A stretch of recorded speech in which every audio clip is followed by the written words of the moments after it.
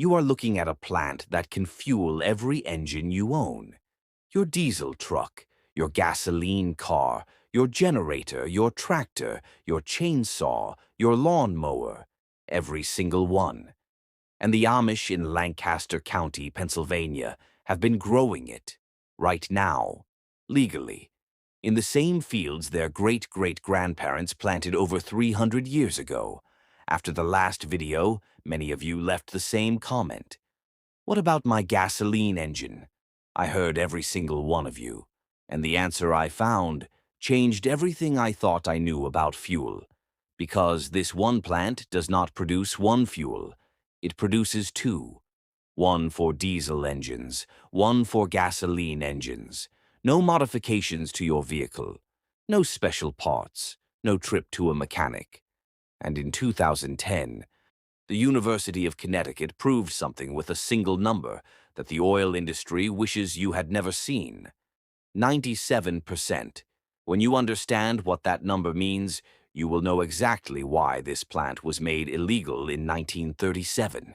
But before we get there, I need to tell you about 4 men whose names you already know, and about 2,000 fuel stations that vanished from the American Midwest in the same year the law was signed. Stay with me.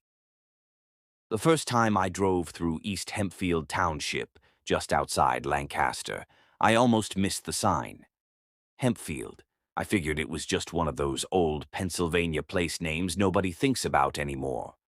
I drove another 20 minutes to meet an Amish farmer a friend had told me about. His name was Reuben. Quiet man, strong handshake, said about 4 words in the first 10 minutes. Then he walked me to the back of his barn, pulled a glass jar off a shelf, and poured something that looked like plain cooking oil into a small diesel tractor. The engine turned over on the first try. No hesitation, no cough, no black smoke. I stood there for 15 minutes, waiting for it to stall. It never did. When I asked where he bought the fuel, he looked at me like I had asked the dumbest question in Lancaster County.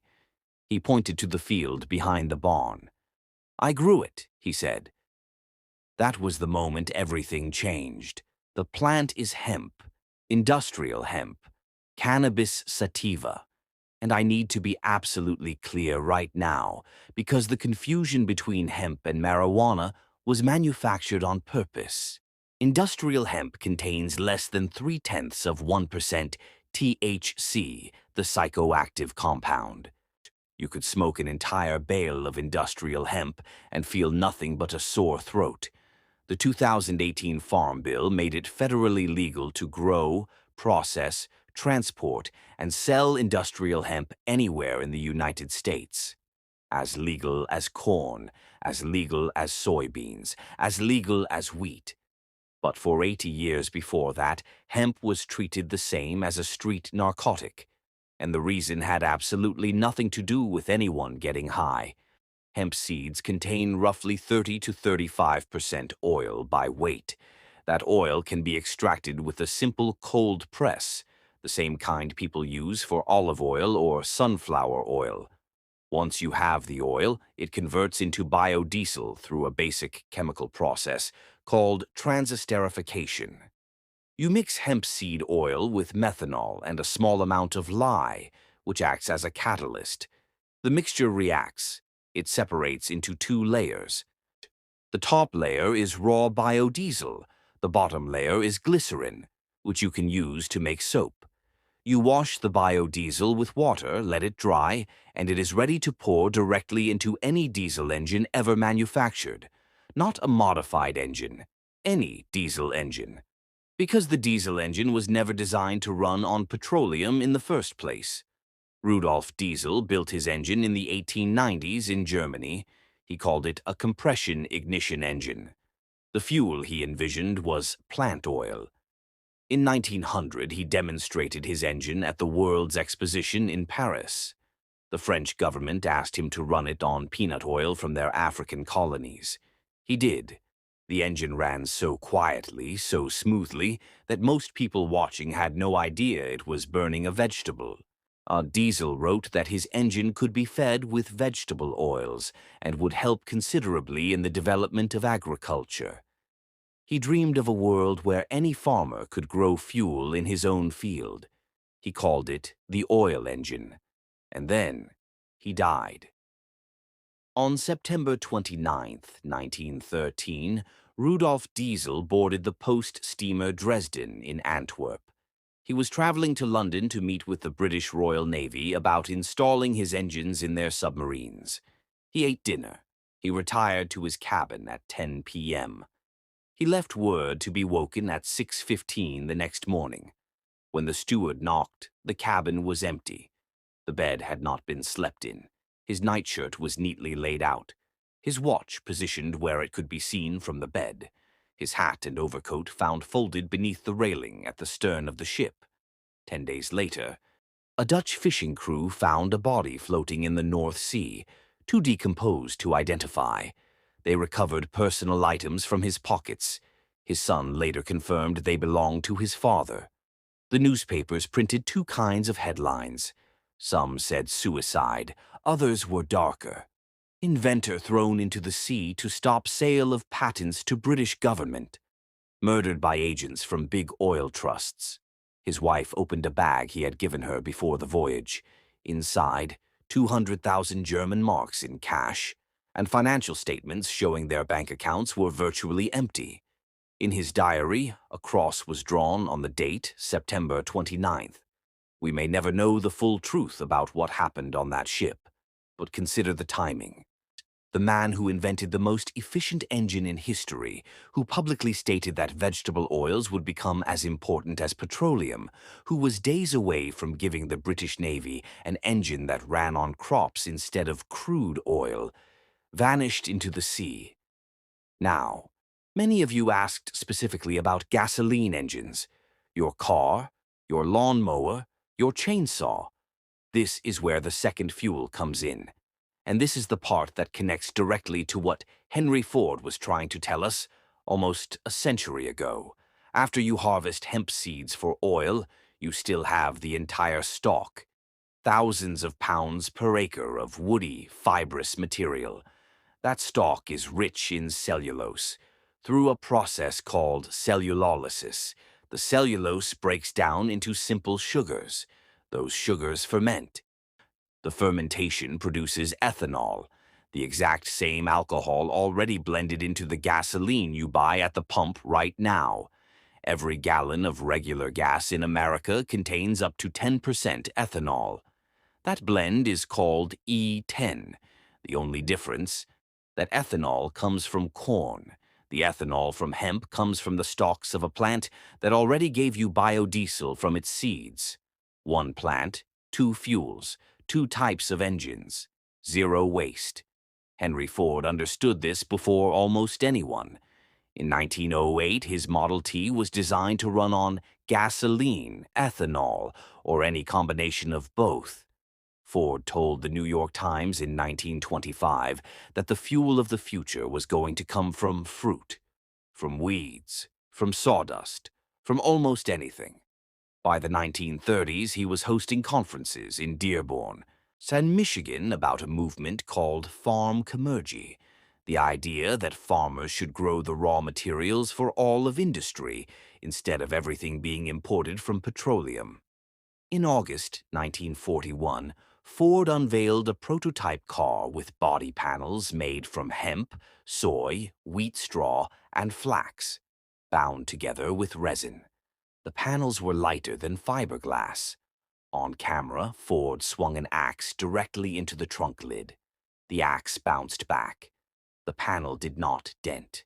The car was designed to run on hemp ethanol. Ford was 77 years old, and he believed it would change the world. But by 1941, it was already too late. Something had happened 4 years earlier that buried this knowledge for 80 years.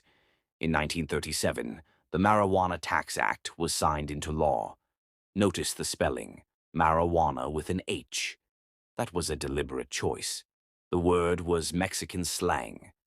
Harry Anslinger, the first commissioner of the Federal Bureau of Narcotics, used it because most Americans had never heard it. If he had called the plant cannabis, every doctor in the country would have recognized it. If he had called it hemp, every farmer would have known it.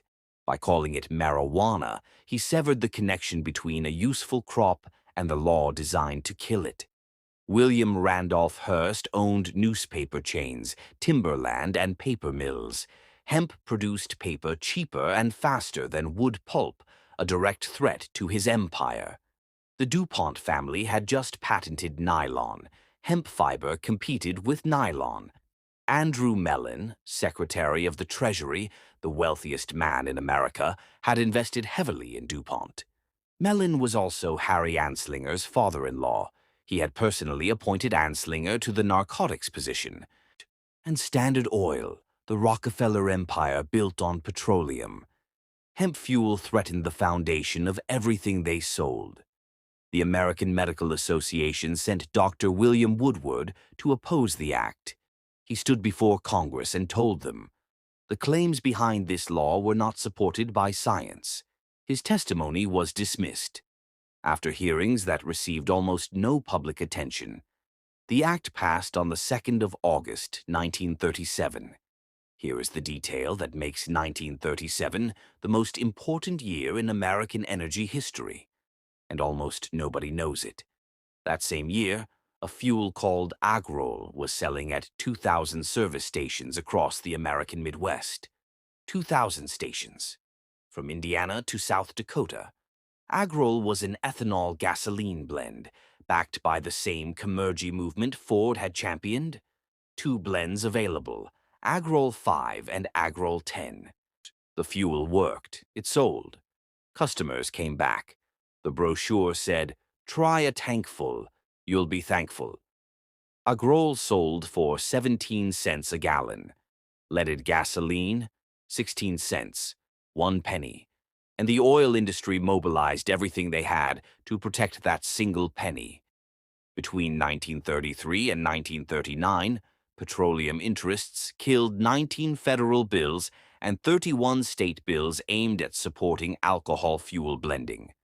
The American Petroleum Institute's own spokesman publicly mocked the movement, calling its supporters dream chemists and armchair farmers. By 1939, the Atchison, Kansas Agrol plant closed its doors. 2,000 stations vanished from the map. An entire fuel infrastructure built by farmers for farmers erased in under 3 years. The only commercial plant fuel network in America was dead. Same war, same years, different weapons, same winners. But one community never stopped growing, and they never needed a single one of those stations. The Amish settled Lancaster County in the early 1700s. The first permanent settlers planted hemp around 1710. By the 1720s, the Pennsylvania General Assembly was paying bounties for every pound of hemp produced fit for market. So much hemp was harvested that when Lancaster County was officially formed in 1729, an entire township was named Hempfield because of the vast quantities of hemp raised there. When the 1937 Act killed hemp across America, the Amish lost a crop their families had grown for over 2 centuries. They adapted, they always do, but the knowledge of what hemp could do never disappeared. It lived in the same quiet memory that holds every piece of traditional wisdom the Amish carry, passed at kitchen tables, in barn conversations, from grandfather to grandson, without anyone writing it in a journal. Other Americans forgot the plant existed. The Amish simply filed it away and waited. They are patient people. They have outlasted every trend, every fad, every government program that told them to change, and when the time came, they were ready before anyone else in the country. Here is the math. 1 acre of hemp produces roughly 700 pounds of grain. Press that, you get about 22 gallons of oil, which converts to approximately 20 gallons of biodiesel, enough to run a diesel generator for weeks. or keep a farm tractor moving through planting season. That same acre gives you over 5,000 pounds of stalk. The stalks produce cellulosic ethanol through fermentation and distillation. Between the biodiesel from the seeds and the ethanol from the stalks, 1 acre of hemp feeds both types of engines from a single harvest. If you own any diesel engine, a truck, a tractor, a generator, you can run it on biodiesel made from hemp seed oil today. The University of Connecticut tested this chemistry in 2010. Professor Richard Parnas ran standard transesterification with virgin hemp seed oil. The result? 97% conversion to biodiesel. Not 90, not 93, 97. It passed every American and European quality standard, and it showed something nobody expected: superior cold weather performance over every other biodiesel on the market. In February 1938, 5 months after the law went into effect, Popular Mechanics published an article headlined "New Billion-Dollar Crop." It described hemp as the standard fiber of the world. It predicted thousands of jobs and an entirely new agricultural economy. The editors did not know the law had already passed. The future was announced at its own funeral, and nobody in the room knew it.